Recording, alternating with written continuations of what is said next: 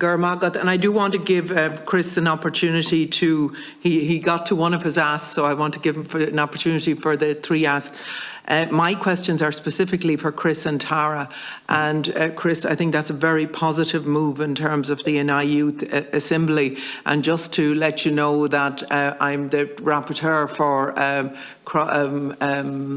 cross-border education initiative looking at student mobility and opportunities across the island, and I know from the Education Committee we would be extremely interested in talking to your group and having their input into that, into looking at some of the barriers for further and higher education. I just want to ask you as well, because what comes back to me in my portfolio all the time is around the implementation of the Good Friday Agreement, and particularly in relation to the future of our island and how young people can be involved in shaping our island and the constitutional future.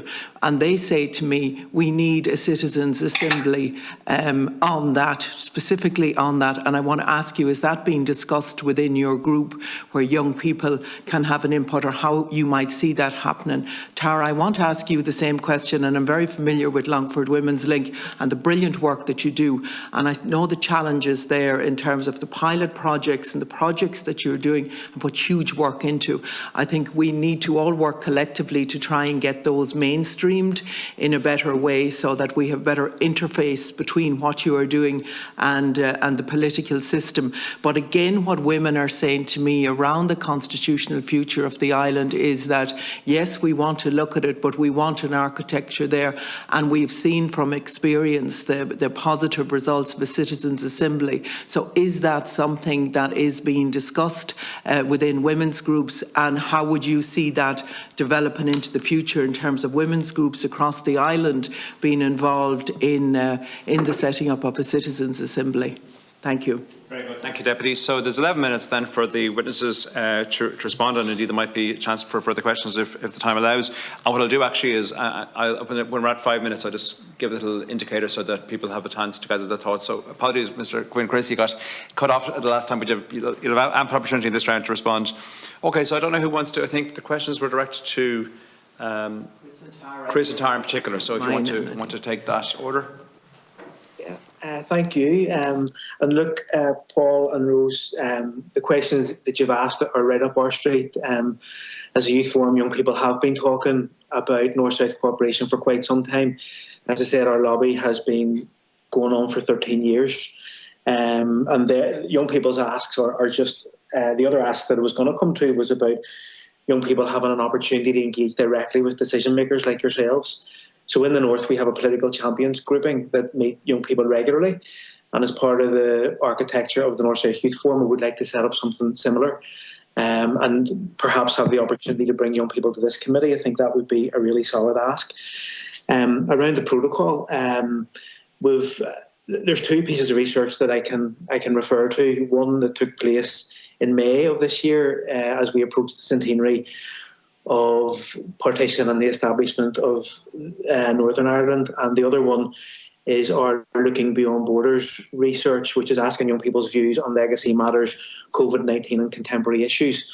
And again, perhaps unsurprisingly, young people are talking to us about the big societal issues. They're talking about COVID-19, poverty, housing, educational underachievement, discrimination. And that's not to say that the constitutional question isn't important. It still is important.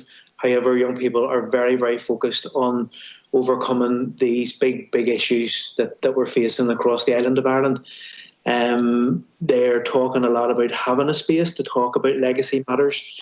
They want to have a part in a conversation about a potential border poll, and they have expressed their frustration about not having a say on Brexit. With regards to the protocol, our latest survey suggests that only the statistics that I'm seeing in front of me, the big issues for young people were around human rights and climate change. So 42% of respondents to our latest survey talked about human rights being the number one issue. Only 7% of young people that responded talked about Brexit being the big issue for them. And this survey is live at the moment, I must add that. But in terms of the protocol, A lot of young people are saying to me that they don't really understand or care too much for it. I think the bigger issues for young people are discussions around identity, culture, their role in society, particularly when I think about Protestant working class, unionist working class young males and where their role is in society right now, because I feel that that's a group that we very seldom hear. So my hope is that forums like ours, a North South Youth Forum, a civic forum, can very much help to engage people that feel disenfranchised. I'm conscious of time, so I'll pause there and allow other colleagues to come in. Tara, yes, do you want to take the next baton, Tara? Thank you very much, and I won't take up too much time. And thank you, Deputy Conway-Walsh, for your kind remarks on Longford Women's Inc. I know you've been a great supporter of our work over the years, particularly on women in political life. It's quite a timely question that you ask, because we recently took part in a piece of work with Joanna McMinn from Ulster University, I think funded through the Reconciliation Fund, around women's views on the constitutional future of Northern Ireland and Ireland. And we've had some very interesting conversations. I think what women are looking for, I brought together two groups of women from Longford and Roscommon, and the conversations that we wish to have are around the things that matter to all of us, which are things like health and housing and education and well-being, the future, as you say, the future for our young people on these islands. And that was what took up the main conversation. And I think we've seen some very good outcomes from the citizens' assemblies here, you know, in relation to a number of different issues. I think it would be a fantastic start to have those structures that we have somewhere to feed these reports into, because there are a lot of conversations happening in women's groups, a lot of conversations happening around, for example, the impact of COVID, the impact of Brexit, the protocol, people looking for clear and accurate information.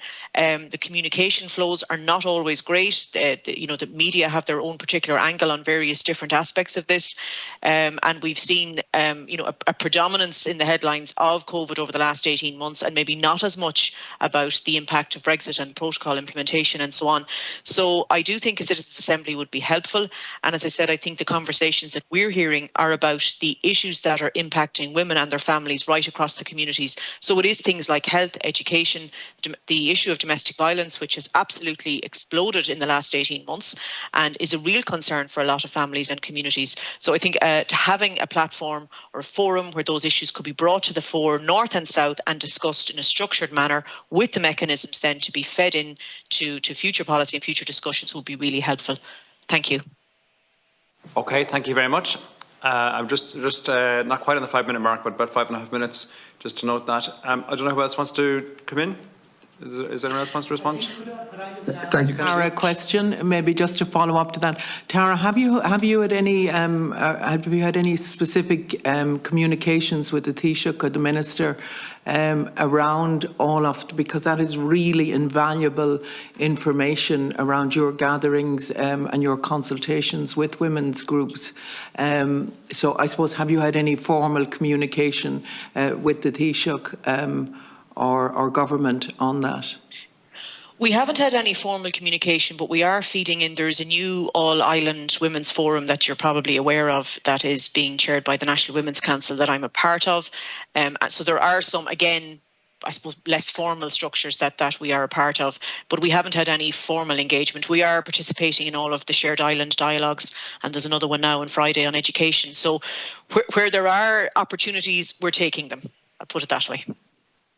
Maybe you would furnish some of the documents that you have mentioned here to the committee here. I think they'd really be of interest to us as well. Thank you. Absolutely. Okay, thank you. I know, Mr. Maskey, you had a few questions you put in. Did you want to maybe direct, is there any witness in particular that you wanted to respond, or will I open to the panel? I just opened the panel at this stage. Yep, very good. Is there anybody who wants to respond to Mr. Maskey's questions from earlier? Dr. Sowers, do you want to come in, perhaps? Yes, thank you, Chair. The value of conversation is enormous in terms of anybody undertaking cooperation. Dialogue is essential. But one of the things that I would stress here is that We as community organisations, both North and South, are involved in trying to engage with all sorts of bodies and with decision makers within the Commission, UK Government, Specialised Committee, Joint Committee, Northern Ireland Executive, Irish Government, particularly through the DFA, North-South Ministerial Council. We in the Centre for Cross-Border Studies are very fortunate because we can use some of our core funding in order to undertake all of these numerous engagements. And it's engagements in order to ensure that we maintain the necessary conditions for North-South cooperation, as well as our East-West cooperation and relations. But many other organisations are not resourced to do that. They're involved in numerous engagements. So there's a resource question here is because they're engaging in these conversations and it's taking them away from what they're actually funded to do, which is normally delivery of services, essential services, essential work. So there's a resourcing question here. But another thing that I would like to stress is conversations are great and we must keep the dialogue going continually as part of the peace and reconciliation process. But there is enormous amounts of frustration in terms of it must be conversation leading to action. And we must see that action, joint action. So us working as civic society, but working with our political leaders, with political representatives, and working on issues jointly, and that we can see these issues being progressed. Because dialogue of itself, if there is no concrete action, if we can't see actions being undertaken, progress being made, then it just leads to frustration and community organisations starting to withdraw. And in terms of North-South cooperation, that is an enormous risk. I think we're starting to see some indications of organisations, because of all the other pressures that they have on them, and because of perhaps what they see as the changing circumstances in terms of the political landscape in support of North-South and East-West cooperation, they're starting to see pressures on them in order to focus on the work within their own jurisdiction, because there's enormous energy that's needed for it, lack of resources, and if the political conditions aren't conducive, aren't encouraging, aren't asking for community organisations to be involved in this type of cooperation, we're starting to see a risk of people going back to those days where we turn our backs on each other because the conversations that lead to just conversation but not to concrete action, plus the pressures on resources, that is something that we really have to be concerned about and address together. Thank you. Okay, thank you very much. There's 30 seconds remaining if anybody wants to make a final point in this round. Maybe just to make a point there, coming on from what Anthony has said, absolutely, and I think you'll find in all of this committee, what we need is, and what we want is a sustainable architecture to get the interface between politics and civil society right, to make it count, so that we don't have kind of a whole industry even around the protocol, around other things, that we have a focused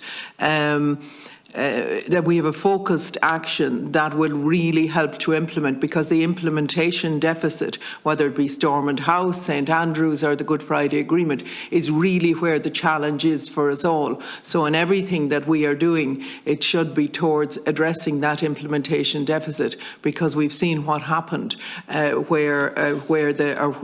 can happen where there are vacuums there. And it is, I suppose, a curse on all our houses that there hasn't been implementation. So wherever that can be done, I think it should. And the Irish government have a huge role to play in this, as well as the British government, and as well as committees like this. I really hope that we will have an opportunity to engage with yourselves, even individually, again, like with the women's link, and with the youth forum as well, to tease out some of the things, and particularly around barriers that are there, that we can all collectively help to break down, so that we really, I suppose what we're all doing is trying to address them, what has come from partition and how partition hasn't served us across this island.